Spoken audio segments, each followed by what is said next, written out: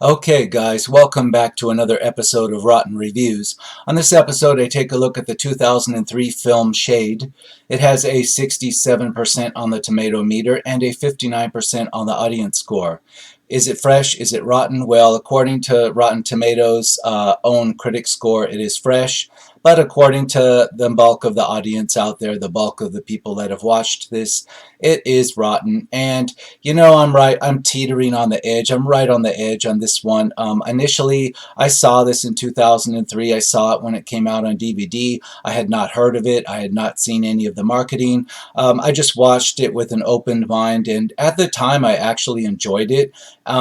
But now I'm not sure why I enjoyed it because I just watched it recently, in fact, about 4 hours ago.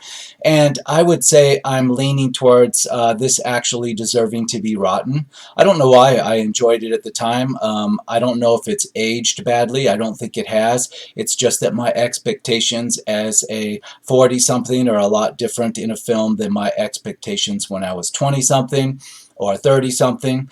And I'm chalking it up to my own age and my own taste being a little bit more discriminating as to why this should be rotten. And again, most people say this is just a sliver into rotten territory, but I think it should be a little bit more than a sliver. I would say this deserves a more fair 50% on the audience score. Now, this 2003 film, it stars the likes of Sylvester Stallone, Gabriel Byrne, Jamie Foxx, Thandie Newton, Melanie Griffith, and Stuart Townsend. Now, you would think if I just listed those names off and told you they were in a film from 2003, you would be inclined to say, wow, you know, I need to see that. I wonder what that's about. It sounds good. Well, no, not really. It's very boring, and in fact, this film almost feels like a sequel to a much more exciting film that was never made, because this film, a lot of it references things in the characters' pasts which very much sound more exciting than what the characters are currently doing. A lot of references to past things that happened.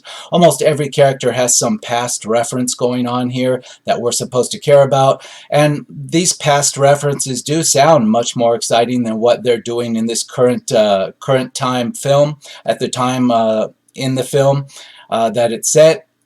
That's what's weird about this. It's like a callback to something that was never made, almost like, you know, The Sting 2 is a callback to The Sting.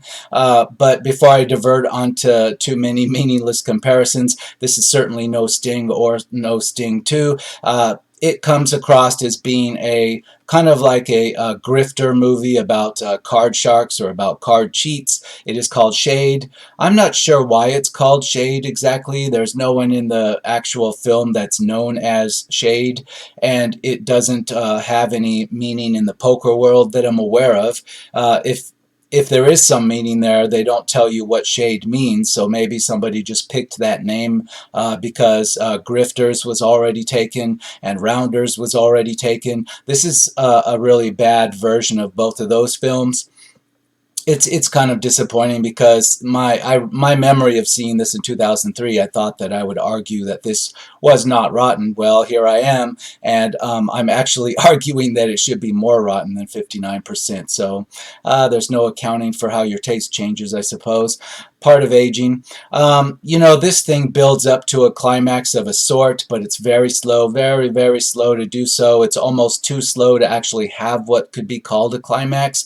And there's a plot twist at the end that's all too obvious, and you know, you see this coming from a mile away. The film feels very long, and when the plot twist happens and, you know, the two characters at the end up you know, ripping off everybody else, betraying all their fellow con artists. We've seen this before in other films about con artists, too many to list, where, you know, the con artists get one over on their fellow con artists. Well, there's nothing new to be found here, and you see this coming from a mile away. Now, it's interesting that they put Sylvester Stallone centerpiece listing on the credits and on the box cover, and yet This really isn't a Sylvester Stallone movie.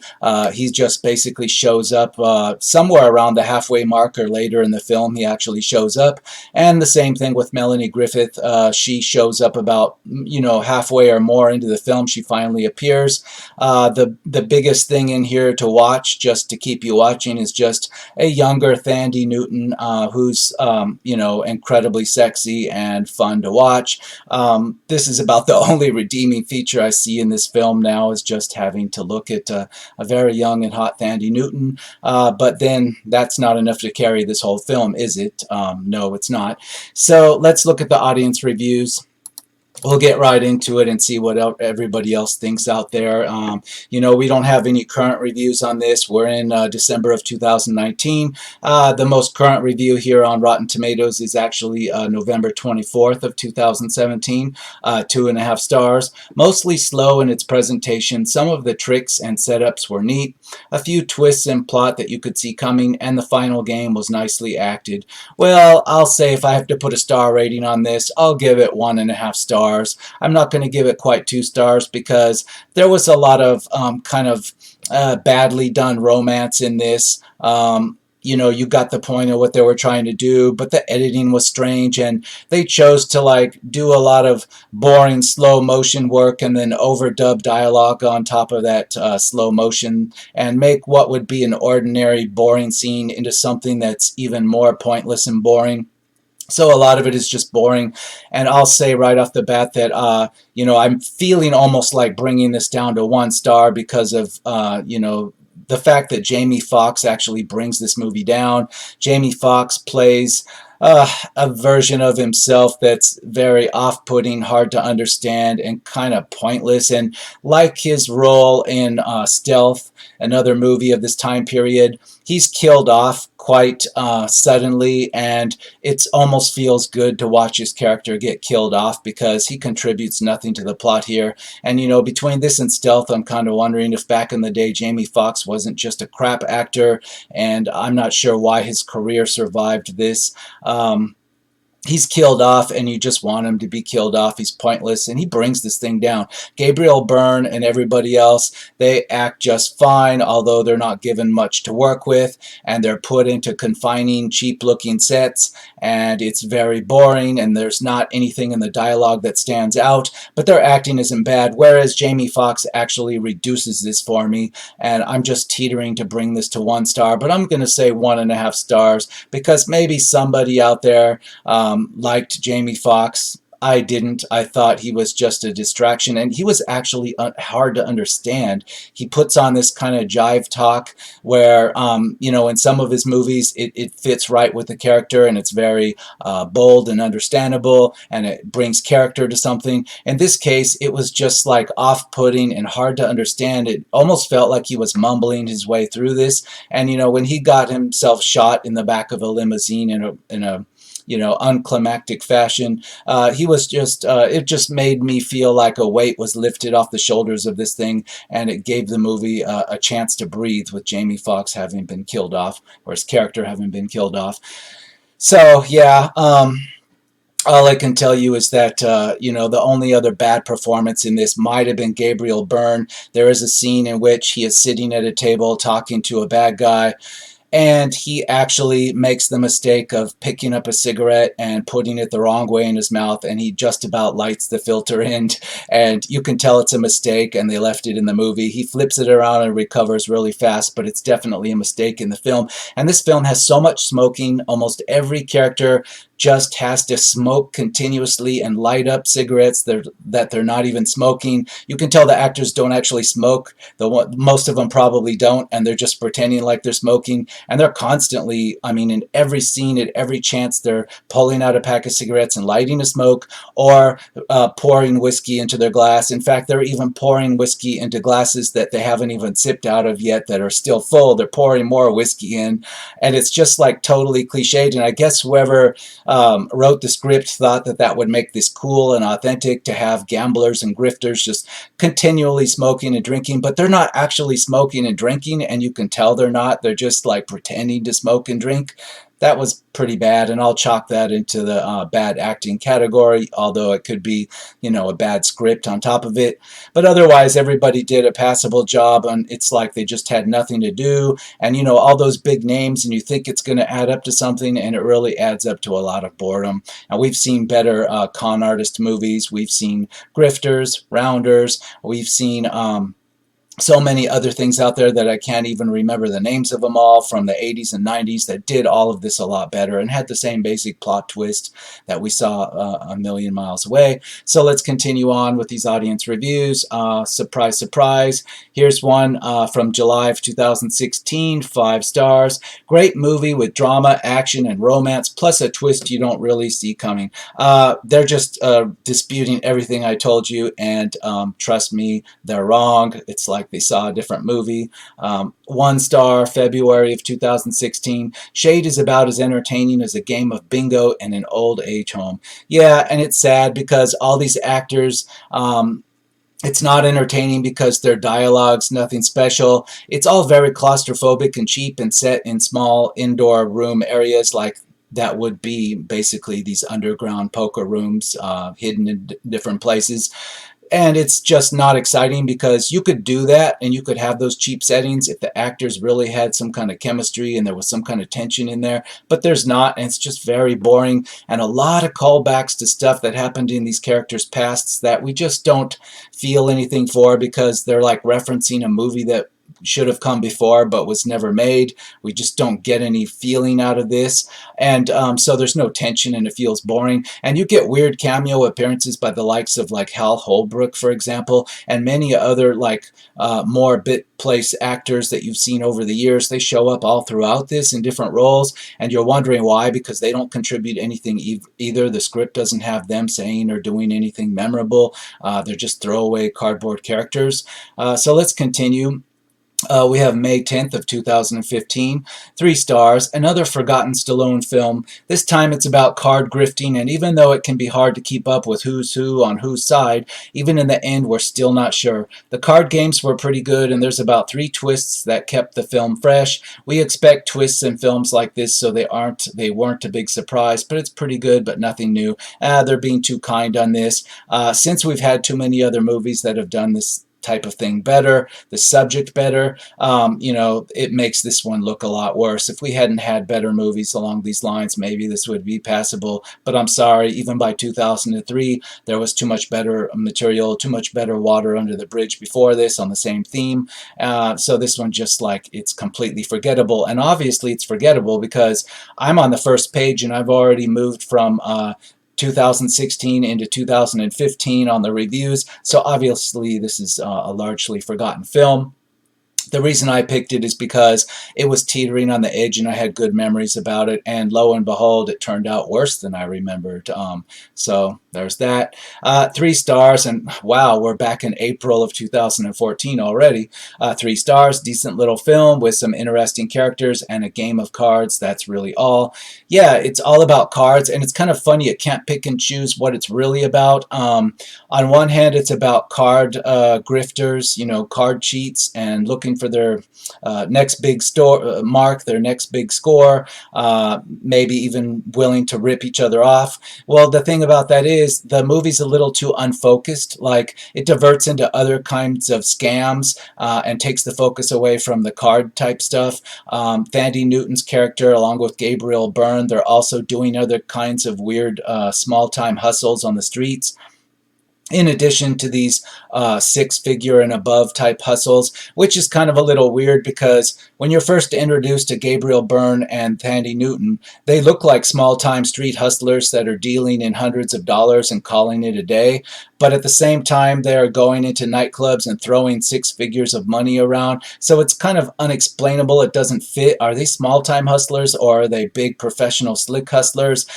You can't really be both, because somebody that's used to throwing around 6 figures of money every day wouldn't be impressed by making $300 on a street hustle. I mean, it's very bizarre. And on top of that, when it's shown that they're making $300 on a street hustle, They're also driving up to the street hustle and driving away from it in a six-figure car, a convertible Jaguar. So it doesn't add up, and it's never explained how it could add up. You're thinking in your mind, okay, maybe the street hustles are just their off time where they're having fun. But no, there's no time for that. It doesn't fit because they spend all their time plotting these six-figure type hustles. It doesn't make any sense at all. Very off-putting. 4.5 stars, September of 2013 now. It's Card Sharps, not Card Sharks, by the way. Good movie. I don't know about that. Card Sharks, Card Sharps.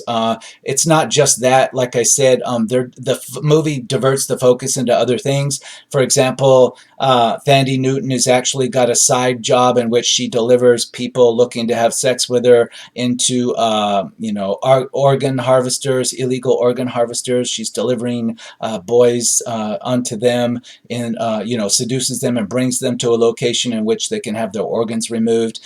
I mean, that's fine, okay, but that's completely diversionary from what's going on with the card stuff. And it also shows our protagonists, which are not only hustlers and cheats, but they're so evil in a way that you can't identify or sympathize with them. We're supposed to sympathize with them, in some way. And then at the same time, they're just over-the-top evil. They're over-the-top evil, but yet they're supposed to be likable, and it just doesn't work. That's another thing I couldn't get into this. It just these are things that just are incongruent. They don't fit together. So the focus is all over, and it can't decide. It also can't decide who the good guys and bad guys are.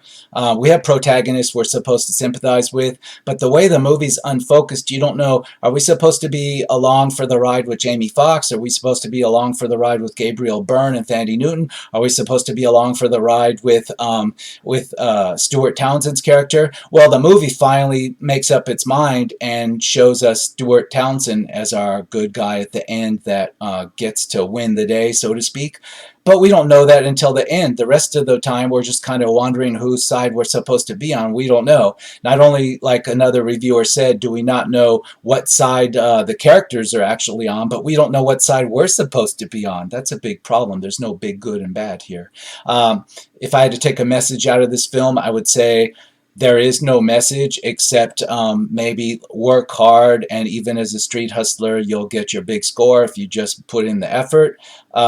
That's the only theme I can take out of this. It's certainly not an actual good guys, bad guys type theme. So you're left walking away, well, yeah, Stuart Townsend's character turned out to be the guy we should be rooting for. He won in the end, and yeah, he worked really hard and he got what he deserved. He got his big score at the end. Well, I guess it's kind of like that. That's what we're supposed to get out of it. But it feels really hollow because it wasn't until the very end of the movie that we were even rooting for him, that he was even shown to us as, being the person we were supposed to follow along with.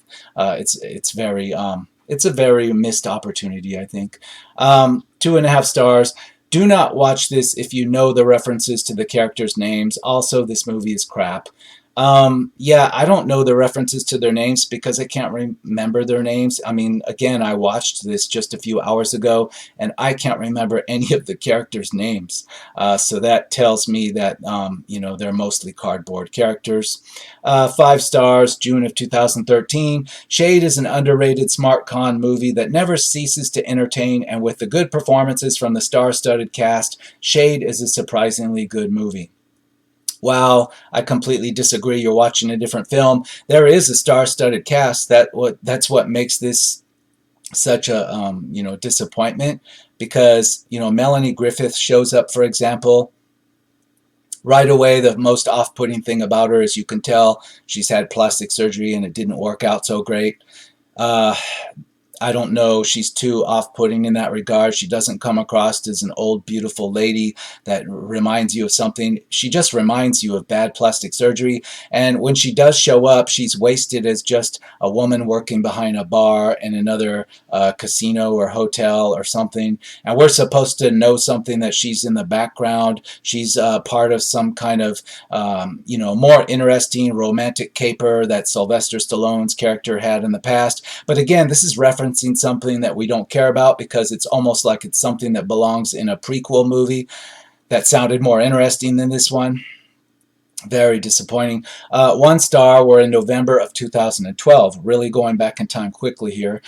One of the most boring films ever made. Yeah, I can sympathize with that. Very boring. It's funny because when I saw this in 2003, I didn't get that from it. I actually found it okay. And then now when I watch this, it's just very boring to me. And again, that's, my tastes have changed, and maybe my tastes were really shit in 2003. I don't know, but I could barely sit through this whole thing. I felt like fast forwarding it or skipping through it. I didn't, because right before my finger could get to skipping it, something would actually happen, but just barely. My thumb was like hovering over that fast forward button on this one. 3 stars, October 21st of 2012. A well-praised neo-noir featuring an acclaimed performance from Sylvester Stallone. Shade sounded like an interesting chance to see some good acting. Shade is a thoroughly stylish film. It has an atmosphere which is rich with tension and moves along at a pace which is quick yet still gentle and natural. As the story elements unfold, there are a lot of characters to keep up with, but the atmosphere of the film is rich and it keeps the story consistently engaging. It makes up for many of the flaws. Wow, it's like this person's talking this up into a totally different kind of movie. Sylvester Stallone he didn't have bad acting, but he didn't do anything. He could have been replaced with anybody else. There was no point in having him there except, to have his name on the box cover, because he didn't even appear until halfway in the movie to begin with. And that's the case with a lot of these actors. Their name is the biggest thing they had going for them. Everything else is forgettable. This climax of the movie, there is no climax. You see it coming from a million miles away, and it's just another card game. And for a movie that's supposed to show you how card cheats cheat at cards, there's very little of that. The only thing they show you is, well, those old time devices that you put up your sleeve, and it pops the card up into the palm of your hand. It's stuff that's been around for like over a century, and that's the most inventive thing that this movie has in it. And so that's also disappointing too, because you would think if this was about real card cheats that we would get a little more than just that old cliched, spring-loaded card up the sleeve trick. That's what this movie has going for it. And in fact, Sylvester Stallone's character is using that trick, and he's also using the trick of having the cards marked by a means in which you can only see the mark if your eyes are slightly crossed. There's a word for that, the type of art that's, you cross your eyes just slightly and you can see the pattern. In any case, that's the biggest trick Stallone uses. And the other thing that's not realistic is that these are like old card sharks or card cheats. Like Sylvester Stallone is obviously in his 60s. He's shown to be a guy in his 60s. They put gray in his hair to make it look like he's that old. Okay, fine. But it's not believable to have him doing this his whole life, and he's always won, and he's never gotten a scratch, and he's made a career out of these type of hustles. It doesn't work like that. And he would have been retired after 4 or 5 years of this. In the real world, you just can't keep doing these kind of hustles and cheats without something happening to you. You don't just make a long 40-year career out of this, in which the movie's implying that he had a 40-year career of ripping people off in the six figures. It just doesn't work that way. And along the same lines, Stuart Townsend's character is shown to be somebody that's just a great card hustler, especially when he's dealing cards. He knows all the magic tricks to deal cards the way he wants them to come out. That's fine, but it shows him being a dealer in a Vegas casino, and the casino just lets him work part-time as a dealer, and he goes in there and he just uses his talent to, to rip off the casino to the six figures and above. It doesn't work that way either. The first time he did that, he'd be blackballed from ever being in Las Vegas, Reno, or any other casino in the world. Even back in 2003, this would be the case. So it's completely ludicrous that he would go in and out of casinos as dealers, and they wouldn't know who he was after he did this to these casinos, or he did this to their guests. This wouldn't happen. Not in a million years, not on the earth that I'm living on. So these things just kind of took me out of the believability of the story. But I could hand wave that away. and still this thing was just a little too boring, even, hand waving away the technicalities like that. But let's continue. We're in August of 2012. 3 stars. This movie stays in too small for such a good idea. The twists are kind of clever, but it doesn't really engage you with the drama, although Stallone is the only one who has a very creative background for this type of film. Well, I disagree. His creative background would have been better in a prequel to this movie, because they call back to it like we're supposed to know what the hell's going on, and none of these characters are from another movie that's more interesting, yet that's what they're trying to do here. It's bizarre. The twists are not clever. We've seen this a million times in other movies. You see the twist coming from 20 or 30 minutes away or more. It's the only twist there can be, so you see how it has to come, and it does. And it's just like, it doesn't have a point to it. All these people are ripping each other off, and there's like a contrived romance. And Gabriel Byrne just kind of walks away after he realizes he's been rooked. He just walks away, and he never comes back to... It doesn't make sense, especially for con artists that always know that they could be played. When they get played, they just kind of walk away and accept it. No, I'm sorry. It doesn't work like that. 1 star, July of 2012. One of the most boring films ever made. Okay. 3.5 stars. Lots of twists and turns with an enjoyable finish. No, there aren't a lot of twists and turns. I'm sorry. It's too cliched. You see too much of it coming. Now, if this reviewer had been in 2003 writing that, I could have said, okay, I might have gone along with it. But by 2012, we've seen so much of this. Even, somebody that's in their 20s right now has seen so much of this. I'm sorry, there's no twists and turns here. We've seen all of this before. 4 stars. This is a good movie. I have a soft spot for poker, so that could be why I like this movie. The plot is great and keeps you guessing till the end. I would watch a few more times. I'm sorry, there's no real poker here. When the movie does focus on the card cheating aspect, the card games, there's little of actual poker shown, just the cliches of what people would think is involved with poker. Real poker players wouldn't find anything real in this or it to be believable. No, only people that know the most surface stuff about poker, a cardboard version of poker, would find this entertaining. So no. 4 stars. I wish I had that guy's chops. Yeah, don't we all kind of fantasize that we could be this master con man and get away with not playing by the rules and get rich out of it? That's the point of these movies, right? But this movie doesn't do it very well. It's too boring for that, and you don't know who you're supposed to sympathize with. They should have picked somebody and stuck with it, and then it would have had a payoff, but it doesn't. The big payoff at the end feels flat and wasted because you had barely figured out that you were supposed to sympathize with Stuart Townsend's character, and then by the time you finally start sympathizing with him, oh, that's it, he got his score and walked away, and you're just like, oh, okay, who cares? Because that's the big thing you take away from this, like, who cares? So moving on, 3 stars, good caper movie, I enjoyed it. Well, if you've never seen another caper movie, watch any other one and you'll have a different opinion of this one. 5 stars, a very entertaining crime caper hustle movie with a fantastic cast, including Gabriel Byrne, Sylvester Stallone, Jamie Foxx, Thandie Newton, and Melanie Griffith. I highly recommend. Wow, it's like you're working for the marketing team or you've never seen a better movie, which I find hard to believe. April of 2012, 2.5 stars, grade C-, very dry and uninvolving, double crosses galore, and the pacing on this one just flat out stinks.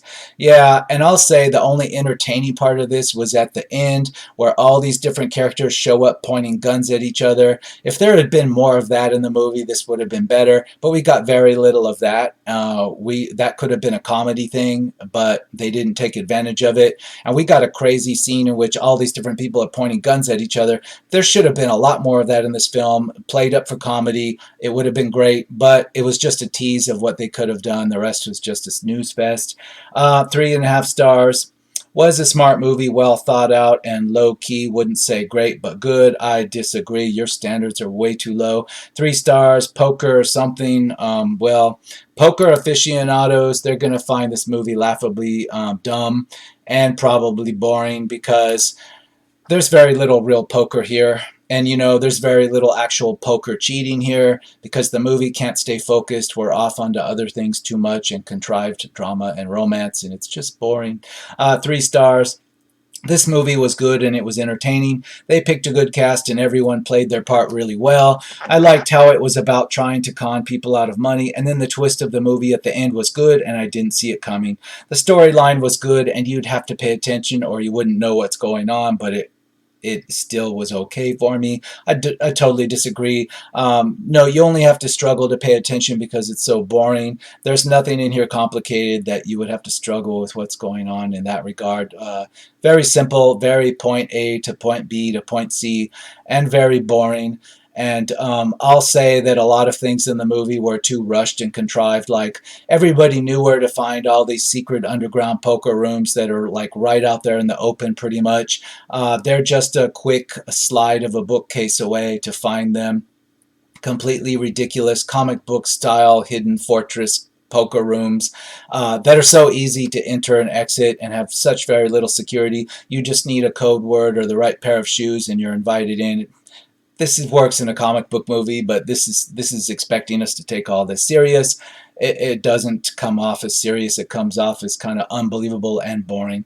5 stars. This flick is rather engaging. I'm sorry it's not. My thumb was really engaged over the fast forward button, and I don't know why I didn't push it. But that was the only engagement there. 2 stars. We're in November 15th of 2011. Shows you how few and far between these reviews really are. The movie shows deception, but no signals for it. Underdeveloped characters. Yeah, the only poker cheating, there was no, poker is actually a game of deception. It's a game of reading people's body language and etc. But there was none of that. There was none of the actual real tension you would find in poker.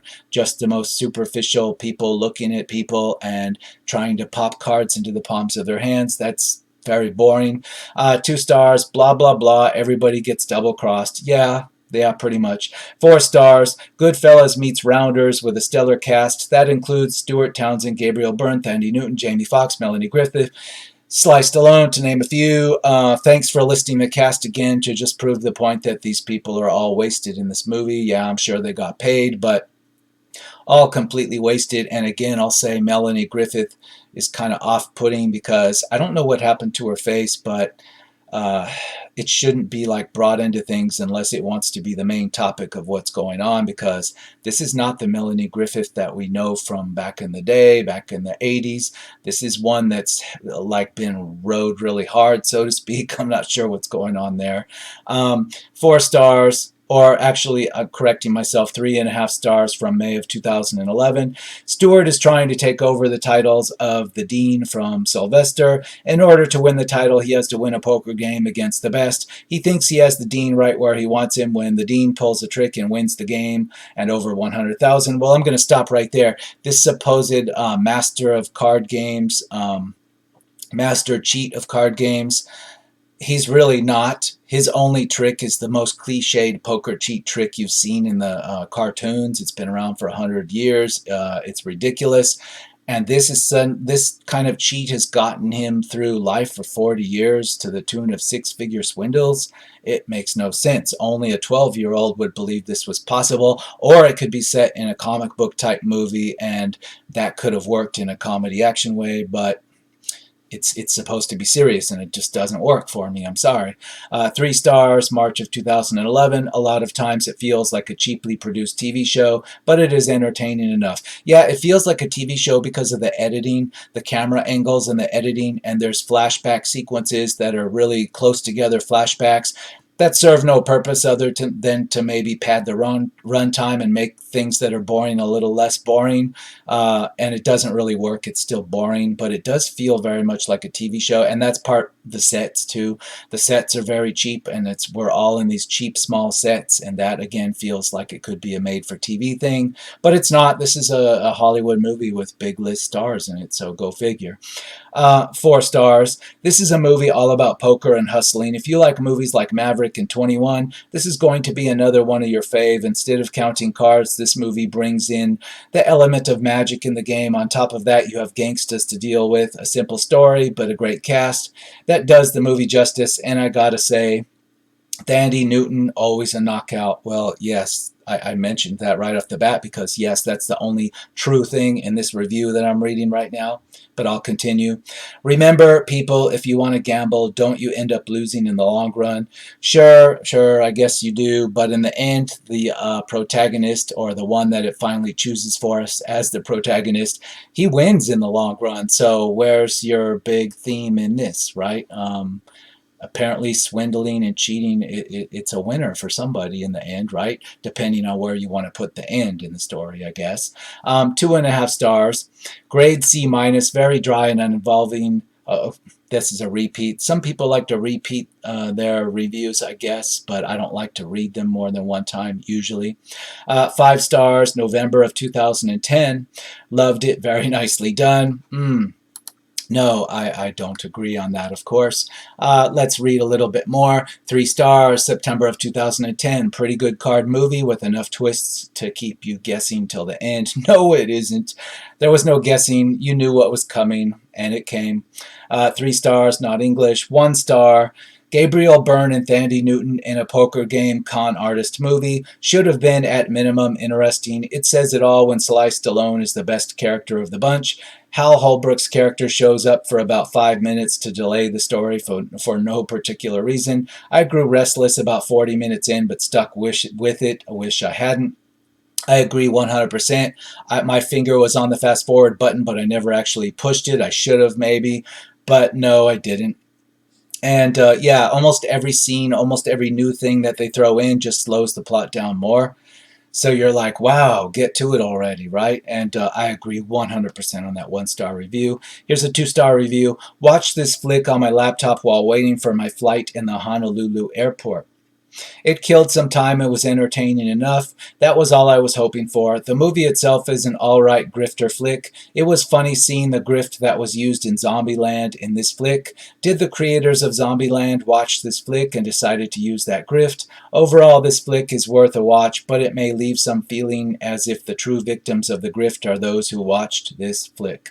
Yeah, I'll agree, but no. Zombieland or whoever, they didn't rip off anything from this movie. It's just that the type of cheating used in this movie has been seen for over a century, and we've all seen it before in every type of media, and there's nothing new to it. So if Zombieland featured it too, it's one of thousands and thousands of films and books and TV shows that used the same type of grift. Nothing new to see. 5 stars, June of 2010. This was a good movie. Loved the supporting role by the one and only Sylvester Stallone. His performance was really good. Totally recommend the film. His performance was just Sylvester Stallone playing himself. 5 stars, you're out of your mind. 3.5 stars, great grifter type movie and a solid direct-to-DVD movie type. Well, worth the watch. No, please just watch Rounders. So much better, so much better, so much better. Rounders was way more entertaining. Better in every way. 3 stars. Actually, rather enjoyed this movie about poker. Never even heard of it before. I see it to buy, and what a cast. Yeah, what a cast. Well worth a look, even if you're not into poker. Loads of twists and turns. It's like they're describing Rounders or something else, because they're not describing this. 1.5 stars, not very interesting, yeah. 3.5 stars, not English. 3.5 stars, Gabriel Byrne, Stuart Townsend, Thandie Newton play cons who bring Jamie Foxx in on a deal, but when, yeah, blah, blah, blah. I'm going to say blah, blah, blah because I'm tired of them just saying how many stars are in it. That doesn't help us. Let me continue. I'd never heard of this, and although nothing new or original, it goes okay. All concerned put in good work, and nice to see Stallone acting properly. Twists and turns are throughout, sometimes predictable. Wow, it's like you watched this and you're conflating it with another movie, because that's not this movie. I don't know what to say, except it's just overly slow, and the best part of Jamie Foxx was him getting killed. Gabriel Byrne, for all the time he's in this movie, he just walks away at the end. Very dull ending to his character. Sylvester Stallone, he's a card cheat that's just the biggest card cheat in the world and the most popular and successful card cheat. He's got such a reputation just because he puts cards up his sleeve sometimes. I'm sorry, that's not the way it works in the real world. And then, what shall we say about Melanie Griffith? Her face is disturbing. What shall we say about Stuart Townsend? Well, he played himself. Nothing special there. He's kind of unlikable to me. He comes across that way, which he would have been better served playing like one of the bad guys in this, not becoming, the main protagonist, the hero at the end. And then Thandie Newton, and I'll leave just commenting that Thandie Newton just looks good because she looks good. And, I might even watch the first season of Westworld again just to see her walk around nude in it. She's just that good. Otherwise, there's nothing here worth watching. My initial hope on this, watching it again after many years, was that I would be able to argue that it doesn't deserve to be rotten. No, I'm sorry, it deserves to go down more rotten, and 59% isn't fair. It should be closer to 50 or 49% rotten on the audience score. I don't know why people give this so much, because we've seen so much better so many times from lesser actors than this along the same topic. So overall, very disappointing, and I will see you again on the next episode of Rotten Review.